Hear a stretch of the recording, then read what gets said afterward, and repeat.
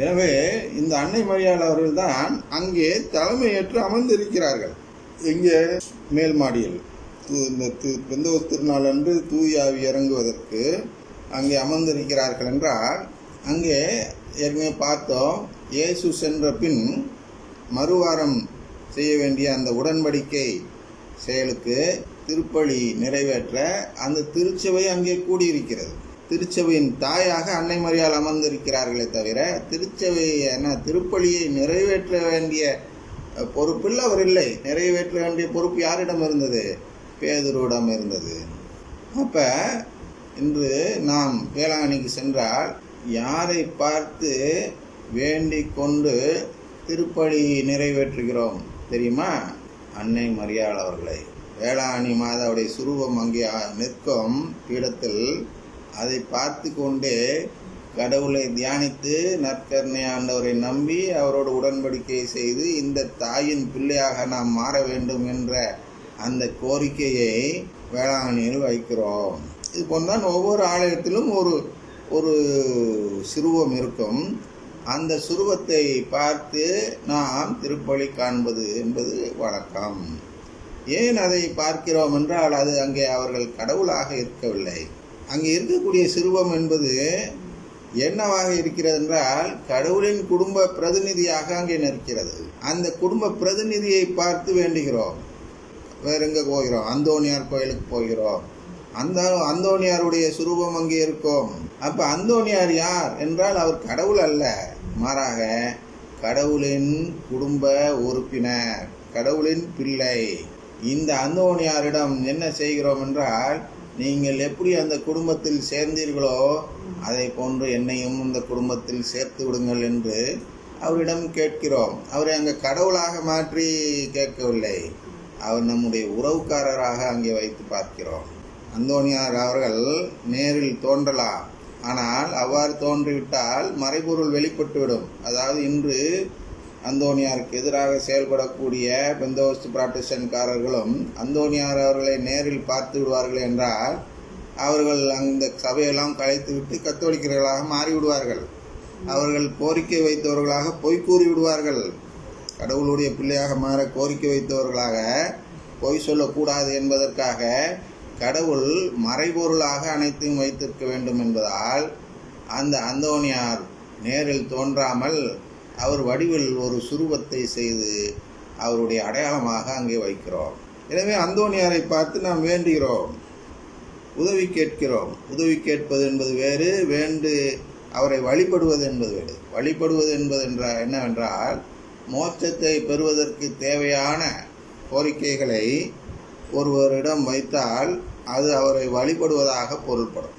உதாரணத்துக்கு, மோட்சத்தை அவர்கள் பெந்தோஸ்து புராட்டஸ்டன்ட்காரர்கள் என்ன செய்கிறார்கள், எப்படி கேட்கிறார்கள் என்றால், கடவுளிடம் கேட்கிறார்கள், எனக்கு மோட்ச வாழ்வை தாருங்கள் என்று கடவுளிடம் கேட்கிறார்கள். அவர்களுக்கு வேறு சடங்கு முறைகள் இல்லவே இல்லை. அதனால் அவர்கள் அவ்வாறு கேட்பதே அவர்களுக்கு வழிபாடாக மாறிவிடுகிறது. ஆனால் கத்தோலிக்கர்களுக்கு அப்படி அல்ல. நம்மளுக்கு 2 விதமான வழிபாடு இருக்கிறது என்று எடுத்துக்கொள்ளலாம்.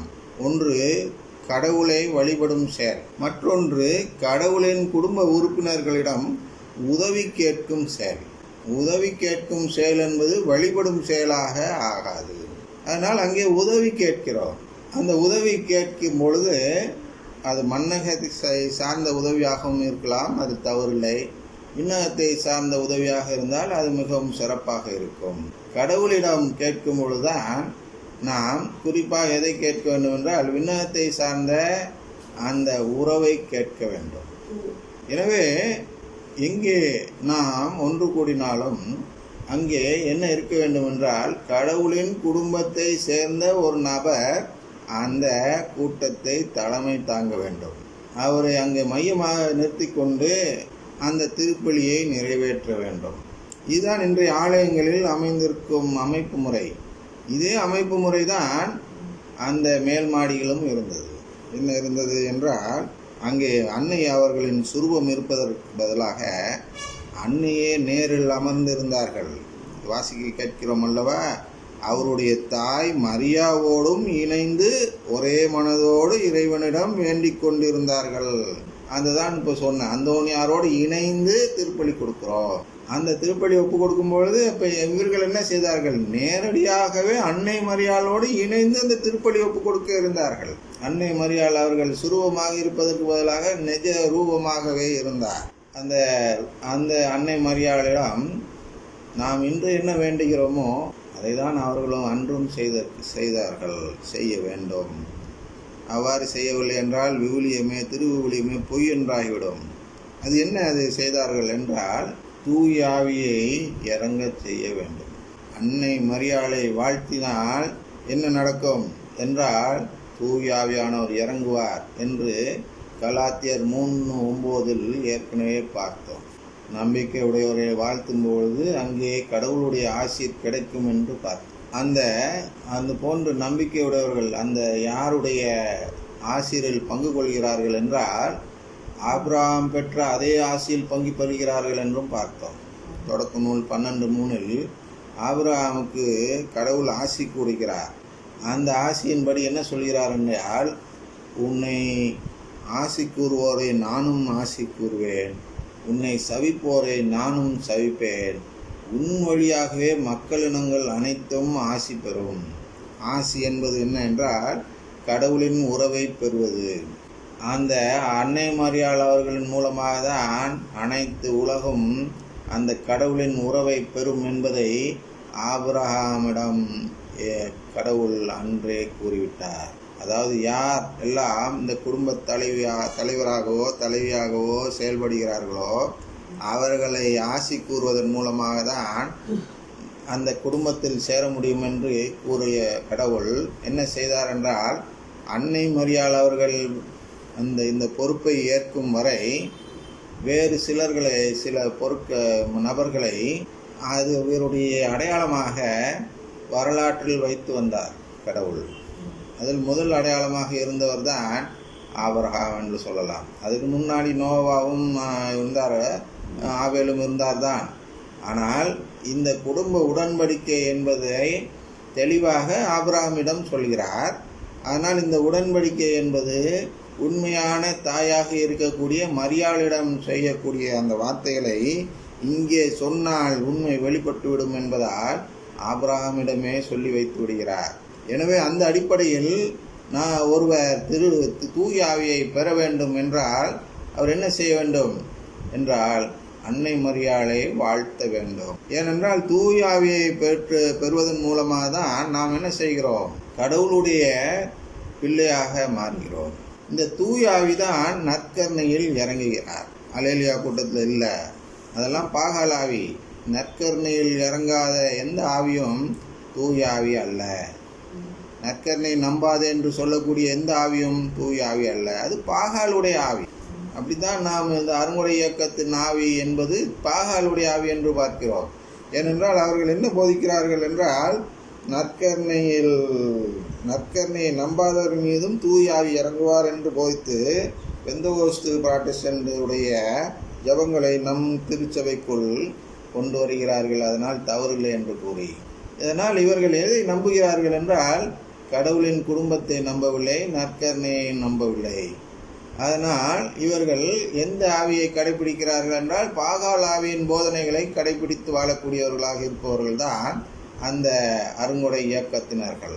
எனவே இந்த தூய ஆவியானவர் இறங்குகிறார் என்றால் எங்கே இறங்குகிறார் என்றால், அப்பத்தில் தான் இறங்குவார். திருப்பலியின் பொழுது இதோன்னு சொல்லி அது எழுந்தேற்றத்தின் பொழுது அந்த குருவானவர் அப்பத்தை தூக்கி பிடித்து காட்டுகிறார் அல்லவா. இயேசு தான் சொன்னார் இராபோஜனத்தின் போது என்று சொல்லி அப்பத்தையும் ரசத்தையும் தூக்கி காட்டும் பொழுது, அந்த தூக்கி காட்டிய நிலையில் அங்கே நிறுத்தும் பொழுது அப்பொழுது தூய ஆவி அதன் இறங்கி அந்த அப்பத்தை இயேசுவின் சரீரமாக மாற்றுகிறார்.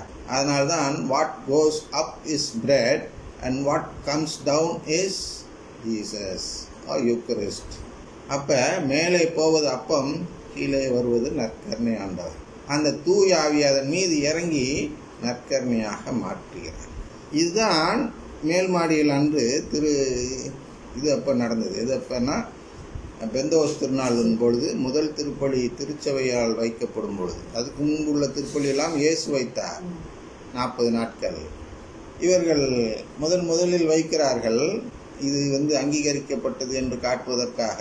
எப்படி நெருப்பு எலியாவின் பலியை ஏற்றுக்கொண்டது என்று காட்டியதோ அதை போன்று இந்த இந்த திருத்தூதர்கள் வைக்கக்கூடிய திருப்பலி என்பது, அன்னை மரியாள் முன்பு திருத்தூதர்கள் வைக்கக்கூடிய திருப்பலி என்பது மிகவும் ஏற்றுக்கொள்ளும் விதத்தில் இருக்கிறது என்று காட்டுவதற்காக நெருப்பு வடிவில் தூயாவி இறங்கி அந்த அப்பத்திற்குள் சென்று இது உண்மையிலேயே இயேசுவின் சரீரமாக மாறிவிட்டது என்பதை காட்டுவதற்காக நெருப்பு வடிவில் அதன் மீது இறங்கினார்.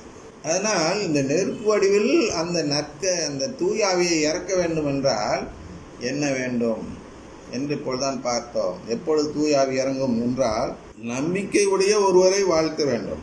இந்த நம்பிக்கையுடைய ஒருவரை வாழ்த்தும் போது தூயாவி இறங்குவார் என்பதை காட்டும் நிகழ்ச்சி தான் கப்ரியேல் வானதூதர் அன்னை மரியாளை சந்தித்த நிகழ்ச்சி. அன்னை மரியாளை வானதூதர் மரியாவுக்கு தோன்றி அன்னை மரியாளை என்ன சொல்லி வாழ்த்துகிறார் என்று பாருங்கள். அருள் நிறைந்த மரியே வாழ்க, ஆண்டவர் உம்மோடு இருக்கிறார் என்றார். சரியா?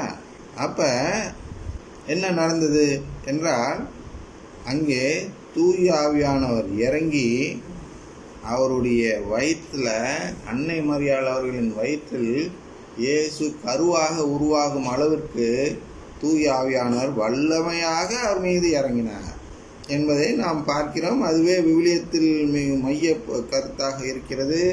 அதுவே மிகவும் பெரிய ஆதாரமாகவும் இருக்கிறது. அதனால் இந்த வானதூதருடைய வாழ்த்தை அப்படியே எடுத்துக்கிட்டு, அடுத்தது இங்கே எலிசபெத் அம்மாள் சொன்னார் அல்லவா, பெண்களுக்குள் ஆசீர் பெற்றவர் நீரே என்று சொன்னார் அல்லவா, அந்த வார்த்தையை எடுத்து இந்த 2 இறை வார்த்தைகளை நாம் சொல்லும் பொழுதெல்லாம் தூய ஆவியானவர் இறங்குவார் என்ற அந்த கடவுளுடைய வாக்குறுதியை பயன்படுத்தி சொல்லும் ஜெபம்தான் இந்த ஜெபமாலை. இந்த ஜெபமாலை என்பது அன்னை மரியாளிடம் சொல்லப்படும் ஜெபமே அல்ல. இது கடவுளிடம் தூய ஆவியானவரை கேட்கும் ஜெபம். உண்மையான தூய ஆவியாரை இறக்கி தரக்கூடிய ஜெபமாக இருப்பது அந்த பெந்தகோஸ்து புராட்டஸ்டன்ட் சபைகளிலும் அருங்கொடை இயக்கத்திலும் சொல்லப்படும் ஜெபங்கள் அல்ல. மாறாக நாம் சொல்லக்கூடிய இந்த ஜெபமாலை தான் உண்மையான தூய ஆவியின் ஜெபம். அப்புறம் ஏன் அவனுக்கு ஜெபமாலை சொல்லும் போது டங்ஸ் வரல, அந்நிய பாஷை வரல? ஏன் ஜெபமாலை சொல்லும் போது குணமடைதல் இல்லை? ஏன் ஜெபமாலை சொல்லும் போது உனக்கு தீர்க்க தரிசனம் இல்லை? இப்படியெல்லாம் நீங்கள் கேட்க வேண்டும். கேட்டால்தான் அதன் பொருள் புரியும். உண்மையான தூய ஆவியின் ஜெபத்தை நாம் சொல்லும்பொழுது நமக்கும் இது போன்ற கொடைகள் கிடைக்கும். ஆனால் இந்த கொடைகளை தான் நாம் என்ன செய்கிறோம் என்றால், அந்த இறந்து போன ஆன்மாக்களுக்கு தானமாக கொடுத்து விடுகிறோம். ஜெபமாலை நாம் பெறுகிறோம். அனைத்து கொடைகளும் நாம் பெறக்கூடியவர்களாக மாறுகிறோம் அன்னையை வாழ்த்தும் பொழுது. அதை விட வல்லமையான அனைத்து சக்திகளும் கிடைக்கும். அதனால்தான் இன்று என்ன தலைப்பில் வேளாங்கண்ணியில் திருப்பலி வைக்கப்பட்டதென்றால், ஜெபமாலை வெற்றி தரும் மாலை என்ற தலைப்பில் வைக்கப்பட்டதன் காரணம் என்னவென்றால், ஜெபமாலை சொல்லும் பொழுது நமக்கு வெற்றி நிச்சயம். ஏன் வெற்றி நிச்சயம் என்றால், நமக்கு கிடைக்கக்கூடிய பலனை நாம் தியாகம் செய்து இன்னொரு ஆன்மா மீட்பு பெற வேண்டும் என்பதற்காக கடவுளிடம் அன்னை மரியாள் மூலமாக ஒப்படைத்து விடுகிறோம். கடவுளுக்கு நாம் உதவி செய்யக்கூடிய ஜெபமாக இது இருக்கிறது. கடவுளிடம் உதவி கேட்கும் ஜெபமாக இது இல்லை. அதனால இந்த அருங்கொடை இயக்கத்தினர்கள் சொல்லுவார்கள், 1000 துதி சொல்லு, அந்த துதி சொல்லு, இந்த துதி. அந்த துதியெல்லாம் என்ன செய்கிறது என்றால், கடவுளிடம் உதவி கேட்கும் ஜெபமாக இருக்கிறது. ஆனால் ஜெபமாலை மட்டும் எப்படி இருக்கிறது? கடவுளுக்கு உதவி செய்யும் ஜெபமாக இருக்கிறது. கடவுளுக்கு தேவைப்படுகிறது அந்த ஜெபம். அதனால்தான் நம்ம மாதம் அங்கங்கே தோன்றி ஜெபம் பத்தில் இன்னும் நிறைய ஜெபமாலை சொல்லுங்கன்னு கண்ணீர் வடிக்கிறார்கள். அதனால் அவர்களுக்கு தேவைப்படக்கூடிய ஜெபமாக அது இருக்கிறது.